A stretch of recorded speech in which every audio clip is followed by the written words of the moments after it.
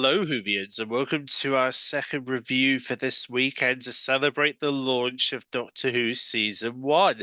I know me saying Season 1 must be very confusing to a lot of people, but at the same time, it's a new era for Doctor Who, and, it's new, a new sort of vibe going on with Doctor Who, especially with what Russell was doing in terms of the show, and the energy for the show feels very, very new this year.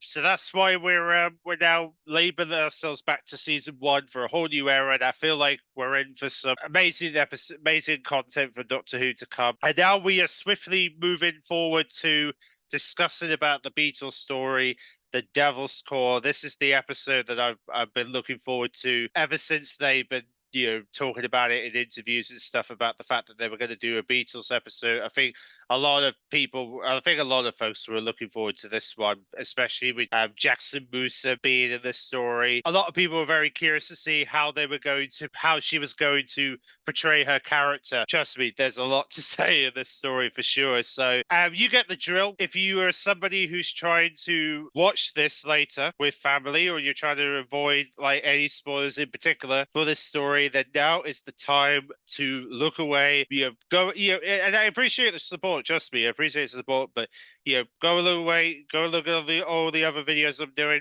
Come back to this when you've seen it, okay? Because it's because we all want to be in line, okay? We want to make sure that everyone has sent this, so you get a gist of where we're going with this. Appreciate the support, and if you want to be blind, want to know anything about the episode, time to switch off now. For those who have seen the episode, those who have seen Devil's Core, and want to get a feel of what this sort of get some understanding of how great this episode really is, let's just put this to perspective, right? The fact that they got Jackson Musa to play the Doctor Who theme tune at the start of this episode, freaking genius. I'm sorry, but it is. It's. I know it sounds corny, but to have a Drag Race lady open the show, her render of the Doctor Who theme with a piano, the fact that she does it twice, like how? How do they do this? It's crazy. It almost feels like she's a fan of the show if she's doing stuff like this. Like, it's just insane to me. Like, why did they not hire her before? Like, why?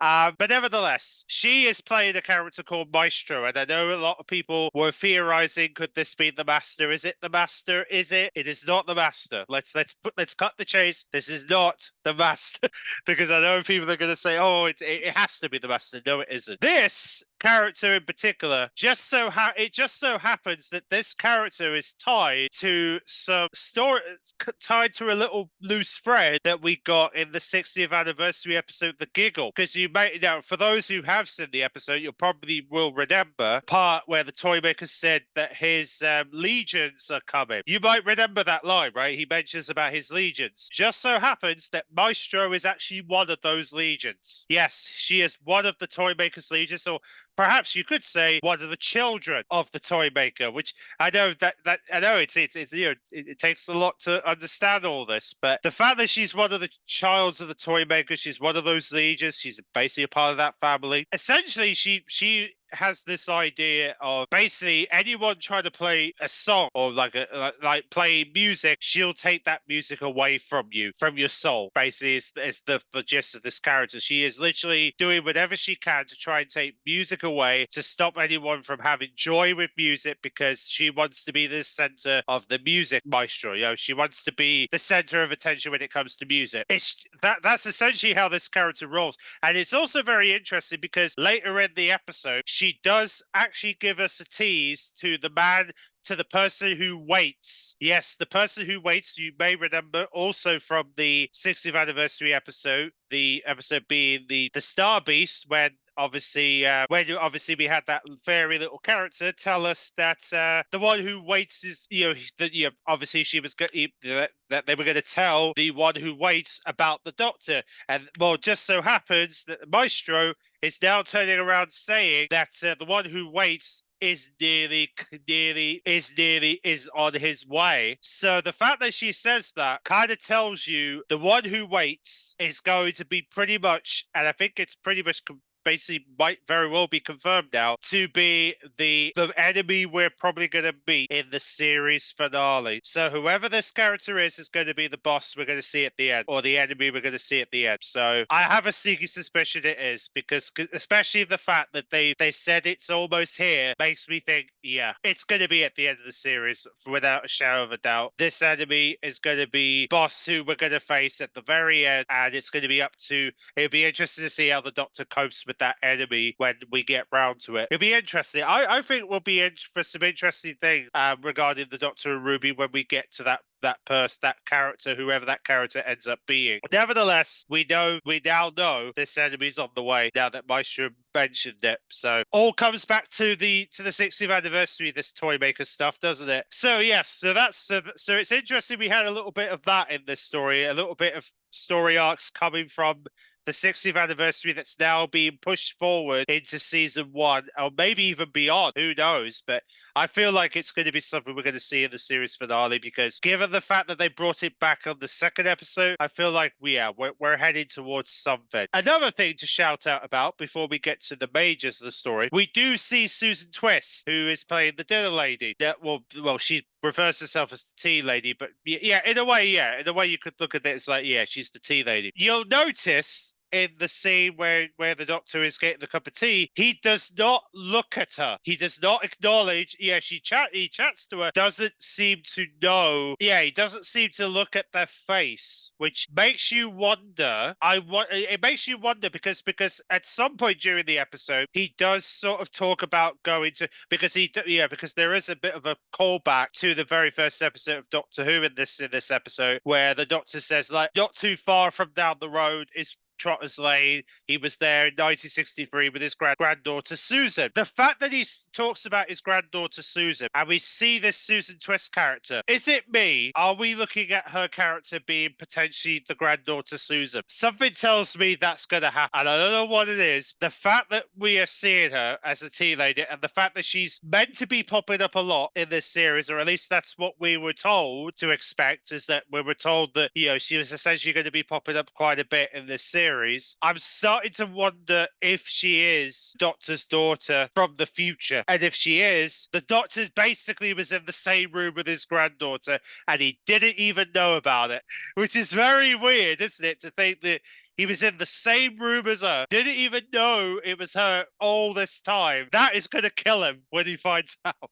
I honestly, Matt, I cannot wait to see how the Doctor's going to react if it is his daughter, but granddaughter, that is. My goodness, can you imagine her? If that is the Doctor's granddaughter, Susan, as the tea lady right now? Like, if they're definitely bringing the Doctor's granddaughter Susan back, then what a way to sort of build up this return by having her travel backwards and forwards in time during the series would be a very unique way of trying to get people to believe her. And even the Doctor kept saying, like, oh, the Time Lords are gone. We don't know what's happened to her. So I'm still got my hopes that it could very well be the Doctor's granddaughter who could be returning, and that Susan Twist could be playing that character. And if she is, then holy damn, we are basically heading towards that pathway. If that's indeed where we're going, because the fact that the Doctor doesn't look at this tea lady, and specifically her, makes me wonder that if he looks at her, he'll probably know it's her. Got my fingers crossed. It might be the Doctor's granddaughter.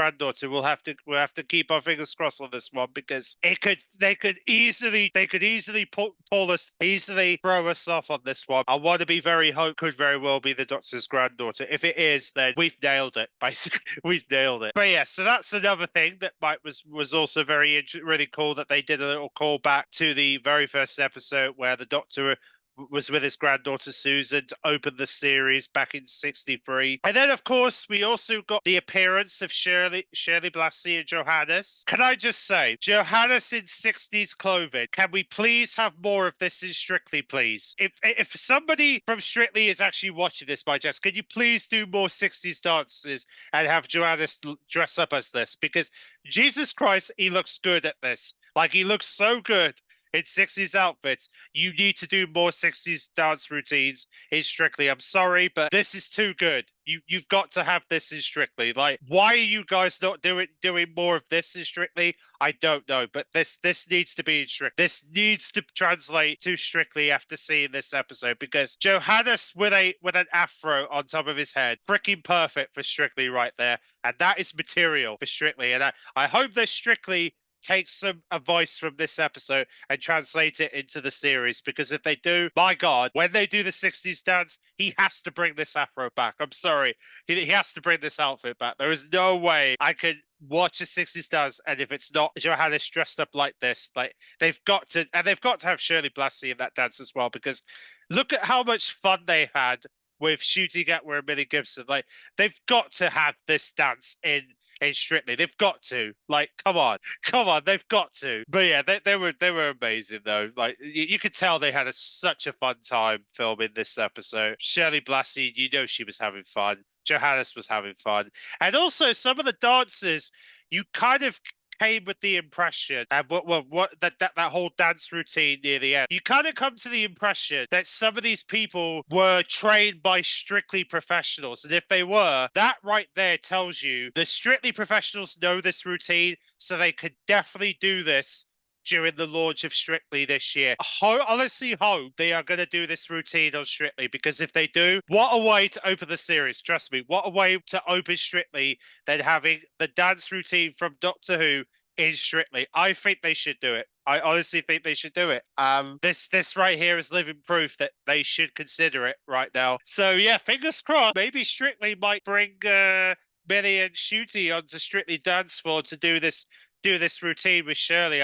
And Johannes, I think, would be amazing to watch that. So that was a really cool moment in the episode. We got to see that whole dance routine and that really cool song that the Doctor and Ruby sing towards the end. Yes, they did definitely sing. What a great way to sort of end the show on with that, end the episode with. That was pretty cool. Alrighty, so now we get to the main gist of the story. So of course we come to this composer, right, in 1925.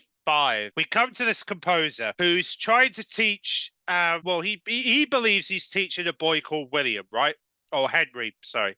Teaching a boy called Henry. Turns out this little boy called Henry was not a real boy. He was basically a disguise. And that the real person was obviously Maestro, Jackson Newson's character, who confronts this teacher, a music teacher, who was trying to teach this boy, who thought he was real. Turns out, but luckily, we do see him towards the end. He was hiding behind a room, and then he closes the door like he's important. So yeah, he could very well be important, but I find it very interesting that we have so there might be some importance there with with that little boy. The fact that he shows up towards the end a little bit, but then he stares at the excitement, but he doesn't join in. He sort of stares at it like it almost feels like he might be connected to the Toymaker stuff. So we might have to keep an eye on this boy if he shows up again. Just saying. But nevertheless, Maestro, back to the music teacher bit, basically tries to get the music out of the guy, and then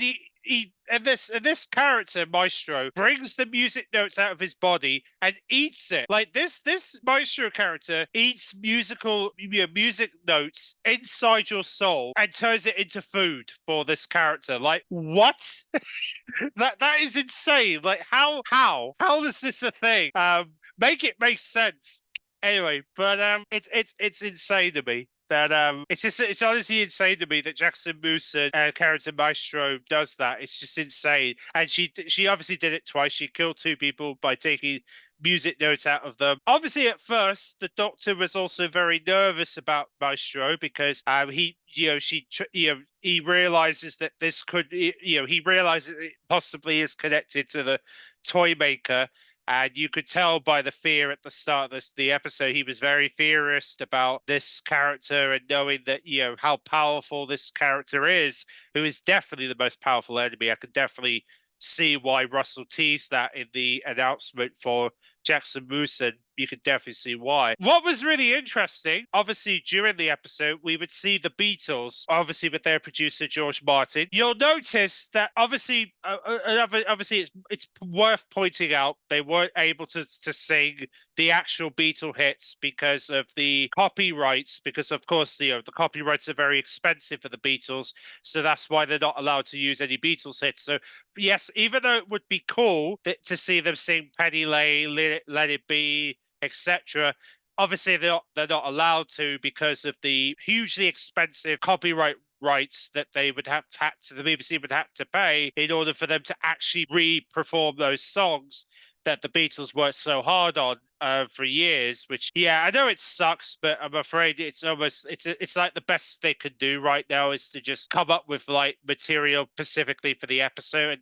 And their first performance was a little bit off, and the Doctor noticed it very clearly that the song they were recording didn't really have any power, didn't have like the music that the Doctor is used to, and the Doctor noticed that, and then he comes to the music recording for Cilla Black. So essentially, the Cilla Black episode scenes were basically the character Cilla Black recording music for her album, which is very interesting. You'll notice that they weren't really making any music that had passion in it, and you'll notice there wasn't any love songs to this, or there wasn't any that type of music going on. And the Doctor noticed it very quickly that the music wasn't right, and he knew that something was up. And then as soon as Ruby plays a tune, that's when he comes across Maestro. And what was really clever is that during the episode, you'll notice that the Doctor holds up his screwdriver and puts the light up, which basically mutes the character. Now, I know some of you probably were looking at that and were thinking, wait a minute, did they mute my TV? That was actually part of the episode. They actually did that as part of the story, and then it was up to Maestro to put her to the water just to make sounds again. And as soon as she does that, the sound comes back, it was really clever that Doctor Who did that, because I know some people are going to find that a little confusing, like, oh, they muted my episode, they muted my TV. That was actually part of the episode. So no, don't worry, they didn't mute your telly. That was actually part of the story, that the Doctor was basically putting the mute button on Maestro to make sure that she couldn't sing or make any noises, and then eventually she found a way to stop that so that she could make noises again, which is really, really clever technology there that they did with Doctor Who. They played the whole mute button for a little bit in the story, which was really clever. Of course, during the episode, we do obviously see the Doctor talks about, if we don't stop Maestro, if we don't save music, this is what will happen. It shows a very devastated London. That scene was obviously taken from this episode. And then, of course, they encounter Maestro, where the Doctor realizes that this is a child from the Toymaker.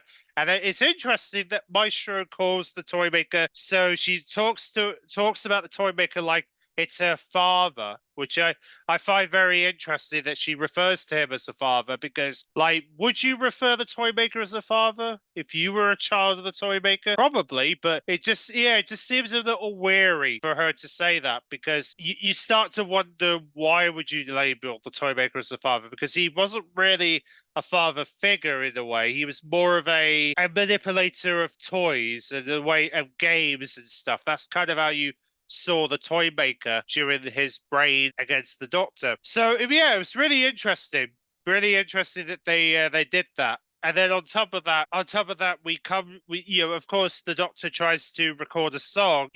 But then of course, Maestro tries to get the music out of Ruby, and then once again the snow covers, and then we hear the a little bit of a Christmas tune that is taken from that scene in the church on Ruby Road. So once again, the snow falls down. What was really interesting is that Maestro said, why was he there? Like, she kind of mentioned it sound like the Toymaker might have been there, potentially, which I find very interesting, that the Maestro talks about possibly her father, aka the Toymaker, possibly went to the church on Ruby Road. So what do you reckon about that? Do you reckon the Toymaker did go back to the church on Ruby Road? Was he there at one point?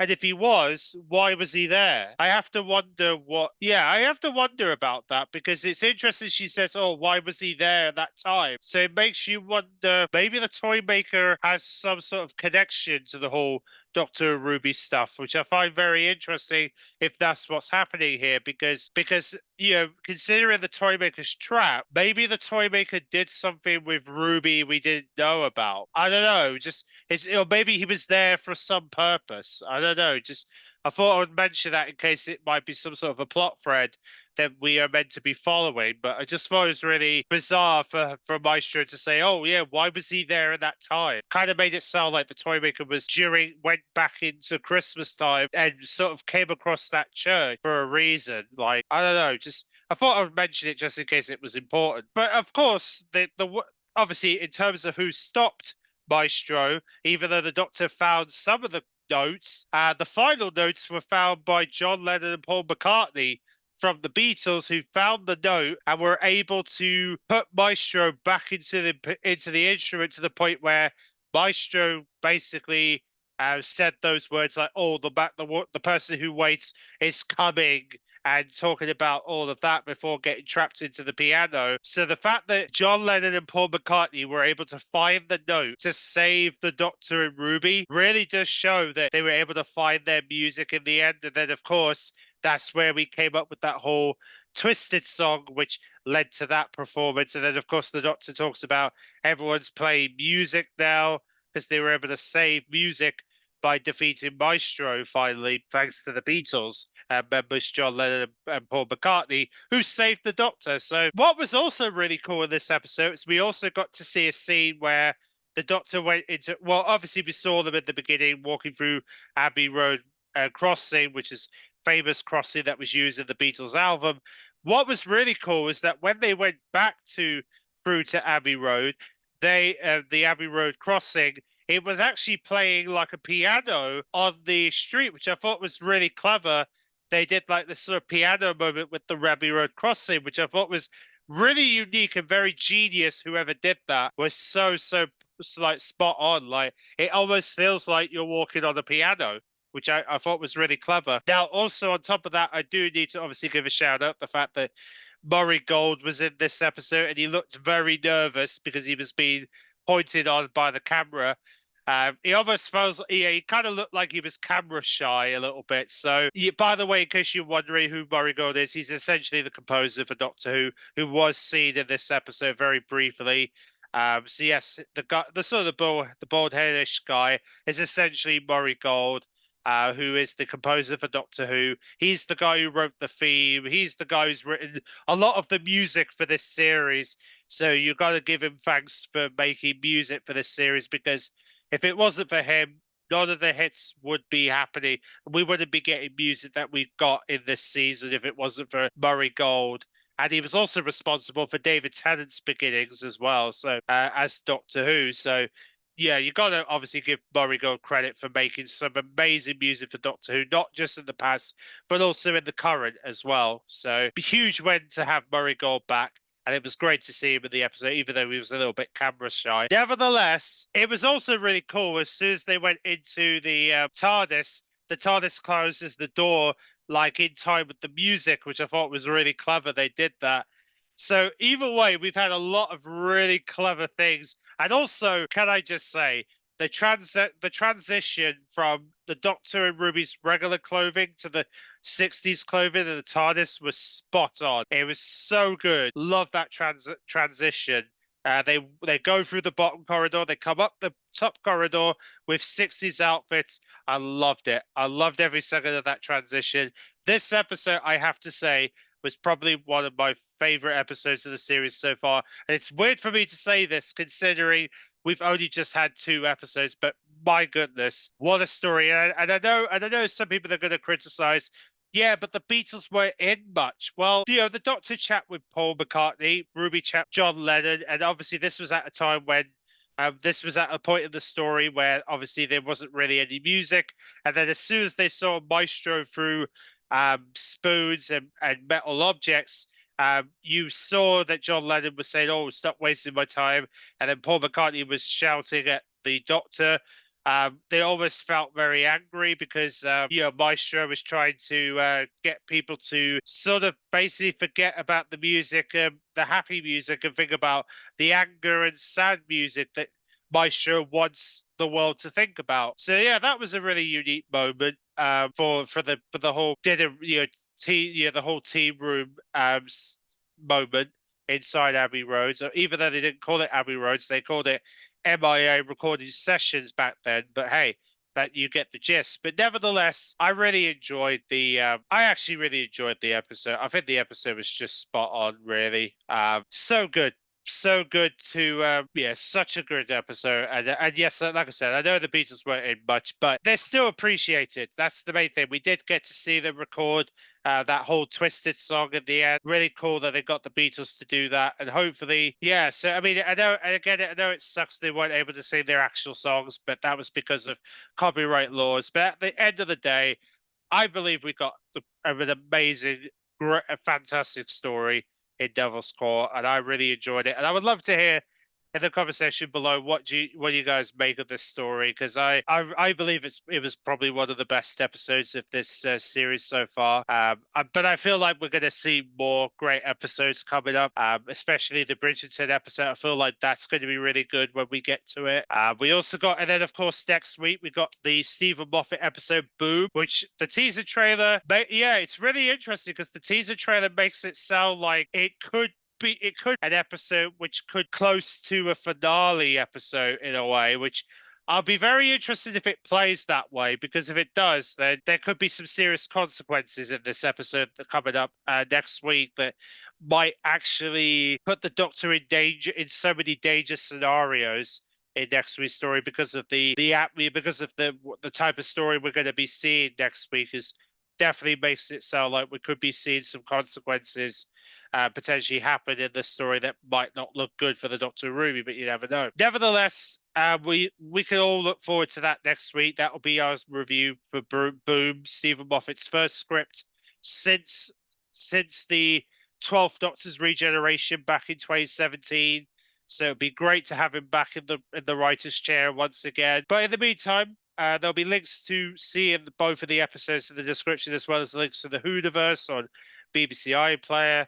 And there'll also be links to pre-order season 1's DVD, Blu-ray, and Steelbook case if you want to get ready for that when it comes out on the 12th of August, which is when that will release to the world. But with that said, I hope you enjoyed this lovely review for the Devil's Core. And we will be back here next Saturday to discuss about Boom, Stephen Moffat's return to Doctor Who and his first script since 2017. Hopefully, he's going to blow us away for his first script back.